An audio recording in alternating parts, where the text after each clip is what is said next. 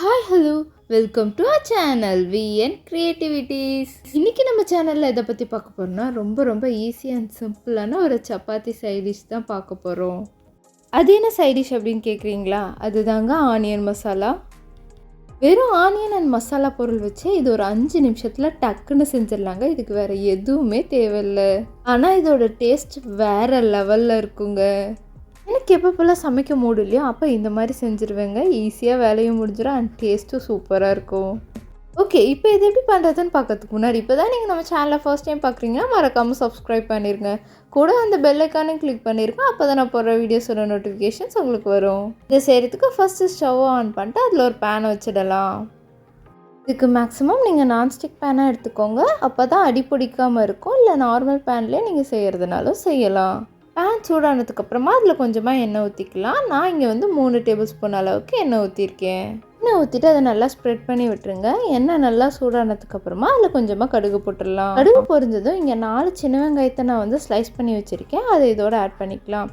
இதுக்கு நல்லா தின் ஸ்லைஸாக பண்ணுங்கள், அப்போ தான் நல்லாயிருக்கும். ஆனியன் ஆட் பண்ணதுக்கப்புறமா அதை நல்லா நம்ம வணக்கி விட்டுடலாம். இந்த ஆனியன் இந்த வெங்காயத்திலே வணங்கி அதை நல்லா சுருண்டு வரணும். அந்தளவுக்கு இதை நம்ம நல்லா வணக்கிடணும். நீங்கள் நான்ஸ்டிக் பேன் யூஸ் பண்ணாமல் நார்மல் பேன் யூஸ் பண்ணிங்க அப்படின்னா நீங்கள் எண்ணெய் கொஞ்சம் தாராளமாக விட்டுக்கோங்க. அப்போ தான் அடி பிடிக்காமலும் ஒட்டாமலும் வரும். இந்த டிஷ்ஷில் இந்த வெங்காயத்தை கட் பண்ணுறதும் வணக்கிறது மட்டும்தாங்க வேலை. வேறு பெருசாக வேலை எதுவுமே இருக்காது. இப்போ பாருங்கள், இந்த வெங்காயம் ஓரளவுக்கு நல்லா வதங்கி கண்ணாடி பதம் வர ஆரம்பிச்சிச்சு.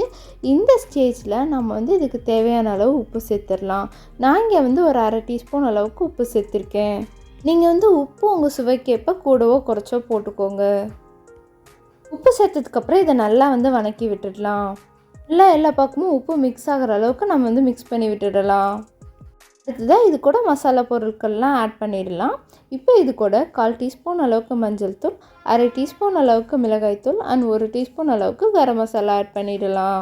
இப்போ இந்த மசாலா எல்லாம் இந்த ஆனியனோட நல்லா மிக்ஸ் ஆகிற மாதிரி மிக்ஸ் பண்ணி விட்டுடலாம்.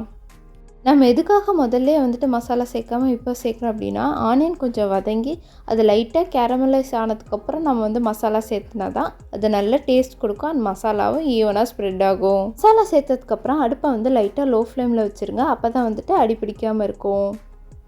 இப்போ இதை இந்த ஆனியன் இருக்கு இல்லையா, இதோட குவான்டிட்டியிலேருந்து பாதி குவான்டிட்டியாக குறையணும். அந்தளவுக்கு வரலும் இதை நம்ம வணக்கிட்டே இருக்கணும். இப்போ பாருங்கள், இது நல்லா வணங்கி இதோட குவான்டிட்டியில் பாதி வந்துருச்சு.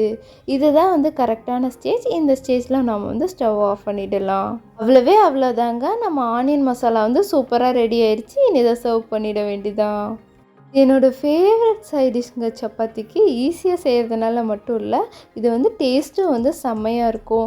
இதுவும் சப்பாத்தியும் சேர்த்து சாப்பிடும்போது ஒரு ஆனியன் சமோசா சாப்பிட்ட ஃபீல் இருக்கும். எனக்கு ஆனியன் சமோசா ரொம்ப பிடிக்கும். அப்படின்றனால இந்த சைடிஷும் சப்பாத்தியும் ரொம்ப பிடிக்கும். நீங்களும் ஒரு தடவை இதை செஞ்சு பாருங்கள். அதுக்கப்புறம் அடிக்கடி செய்வீங்க. உங்கள் வீட்டில் இருக்கவங்களும் அடிக்கடி செய்ய சொல்லி கேட்பாங்க. சப்பாத்தி கூட மட்டும் இல்லைங்க, தோசை, நான், ரொட்டின்னு எல்லாத்துக்கூடையுமே சூப்பராக இருக்கும். இது கூட நீங்கள் தக்காளி சேர்த்து கூட செய்யலாம். அதுவுமே சூப்பராக இருக்கும். இந்த வீடியோவை குக்கிங்கை குயிக்காக முடிக்கணும்னு நினைக்கிற உங்கள் ஃப்ரெண்டுக்கு ஷேர் பண்ணி விடுங்க. நீங்களும் மறக்காமல் செஞ்சு பார்த்து எப்படி இருந்தது அப்படின்றத எனக்கு கமெண்ட்டில் சொல்லுங்கள். இந்த வீடியோ பிடிச்சதுன்னா லைக் பண்ணுங்கள், ஷேர் பண்ணுங்கள், கமெண்ட் பண்ணுங்கள் அண்ட் மறக்காமல் சப்ஸ்கிரைப் பண்ணிடுங்க. தேங்க்யூ ஃபார் வாட்சிங். பை.